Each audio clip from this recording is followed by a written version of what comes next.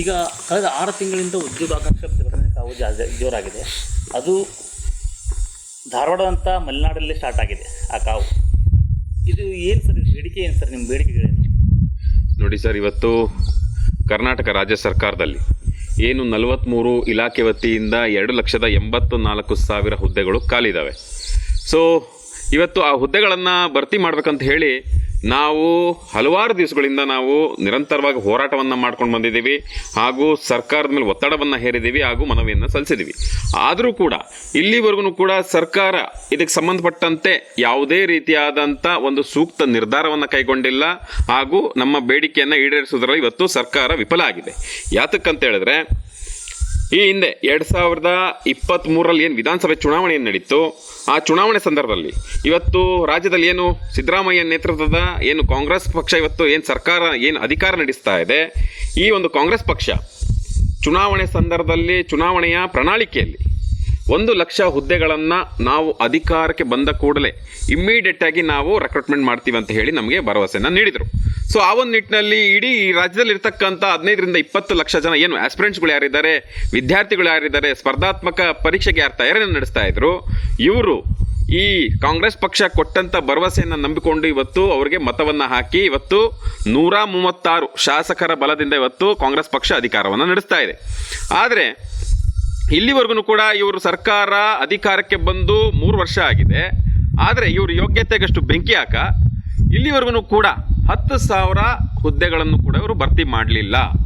ಯಾಕೆ ಇವತ್ತು ಈ ರೀತಿಯಾದಂಥ ಒಂದು ಮಾಡಬಾರ್ದಂಥ ಒಂದು ದ್ರೋಹವನ್ನು, ಅಕ್ಷಮ್ಯ ಅಪರಾಧವನ್ನು, ಮೋಸವನ್ನು ಇವತ್ತು ವಿದ್ಯಾರ್ಥಿ ಸಮೂಹಕ್ಕೆ ಈ ಸರ್ಕಾರ ಮಾಡ್ತಾ ಇದೆ ಅಂತೇಳಿ ನಾವು ಸರ್ಕಾರಕ್ಕೆ ಪ್ರಶ್ನೆಯನ್ನು ಮಾಡ್ತಾ ಇದ್ದೀವಿ. ಯಾತಕ್ಕಂತ ಹೇಳಿದ್ರೆ, ಇವತ್ತು ಧಾರವಾಡ ಆಗಿರ್ಬೋದು, ಬಿಜಾಪುರ ಆಗಿರ್ಬೋದು, ಬೆಂಗಳೂರಿನಲ್ಲಿ ಏನು ಸ್ಪರ್ಧಾತ್ಮಕ ಪರೀಕ್ಷೆಗೆ ತಯಾರಿ ನಡೆಸ್ತಾ ಇರ್ತಕ್ಕಂಥ ಆಸ್ಪಿರೆಂಟ್ಸ್ಗಳು ಅವ್ರು ಯಾರು ಕೂಡ ಇಲ್ಲಿ ಶ್ರೀಮಂತ ಕುಟುಂಬದಿಂದ ಬಂದಿರತಕ್ಕಂಥವ್ರಲ್ಲ, ಯಾರು MLA ಮಕ್ಕಳಲ್ಲ, MP ಮಕ್ಕಳಲ್ಲ, ಜಿಲ್ಲಾ ಪಂಚಾಯತಿ ಸದಸ್ಯರ ಮಕ್ಕಳಲ್ಲ. ಇಲ್ಲಿ ಬಂದಿರತಕ್ಕಂಥ ವಿದ್ಯಾರ್ಥಿಗಳು ಪ್ರತಿಯೊಬ್ಬರೂ ಕೂಡ ಕೂಲಿ ಕಾರ್ಮಿಕರ ಮಕ್ಕಳು ಬಂದಿರತಕ್ಕಂಥವ್ರು, ರೈತ ಕುಟುಂಬದಿಂದ ಬಂದಿರತಕ್ಕಂಥವ್ರು, ಹಾಗೂ ಬಡ ಕುಟುಂಬದ ಹಿನ್ನೆಲೆಯಿಂದ ಬಂದಿರತಕ್ಕಂಥವ್ರು. ಸೊ ಇವತ್ತು ನೀವುಗಳು ರಾಜಕಾರಣಿಗಳು ಬರೀ ಮೋಸವನ್ನು ಮಾಡ್ಕೊಂಡು ಓಡಾಡ್ತಾ ಇದ್ರು ವಿನಃ ಇವತ್ತು ಪ್ರತಿ ದಿವಸ ತಾವುಗಳು ಮಾತಾಡುವಂಥದ್ದು ಅಂಬೇಡ್ಕರ್ ಸಾಹೇಬ್ರ ಬಗ್ಗೆ ಮಾತಾಡ್ತೀರಿ, ಪ್ರಜಾಪ್ರಭುತ್ವ ಬಗ್ಗೆ ಮಾತಾಡ್ತೀರಿ.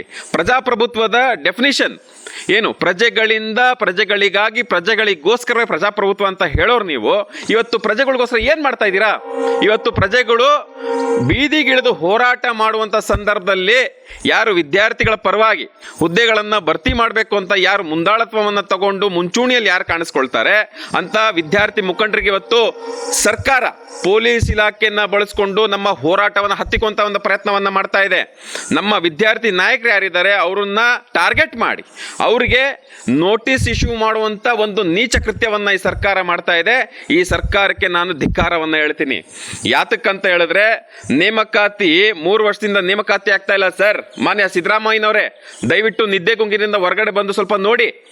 ಇವತ್ತು ಆಸ್ಪಿರೆಂಟ್ಸ್ಗಳು ಬಾಳು ಇವತ್ತು ಯಾರು ಆಸೆ ಆಕಾಂಕ್ಷೆಗಳನ್ನು ಇಟ್ಕೊಂಡು ತಂದೆ ತಾಯಿ ಕನಸನ್ನು ಈಡೇರಿಸಬೇಕು ಅಂತ ಇವತ್ತು ಧಾರವಾಡಕ್ಕೆ ಯಾರು ಬಂದಿದ್ದಾರೆ, ಇವತ್ತು ಅವರ ಬದುಕು ಜೀವನ ಇವತ್ತು ಬೀದಿಗೆ ಬಂದಿದೆ.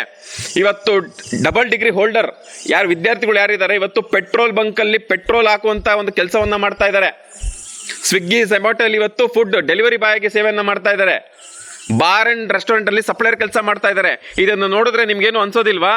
ನಾಚಿಕೆ ಆಗಬೇಕು ಸಿದ್ದರಾಮಯ್ಯನವರು, ನಿಮ್ಮ ಸರ್ಕಾರಕ್ಕೆ. ಈ ರೀತಿಯಾದಂಥ ಒಂದು ಪರಿಸ್ಥಿತಿ ತಂದಿಟ್ಟಿರೋದಕ್ಕೆ ನಿಮಗೆ ನಾವು ಇಡೀ ವಿದ್ಯಾರ್ಥಿ ಸಮೂಹ ಇವತ್ತು ನಿಮಗೆ ಶಾಪ ಹಾಕಬೇಕಾಗಿರ್ತಕ್ಕಂಥ ಒಂದು ಸಂದರ್ಭ ಉದ್ಭವ ಆಗಿದೆ.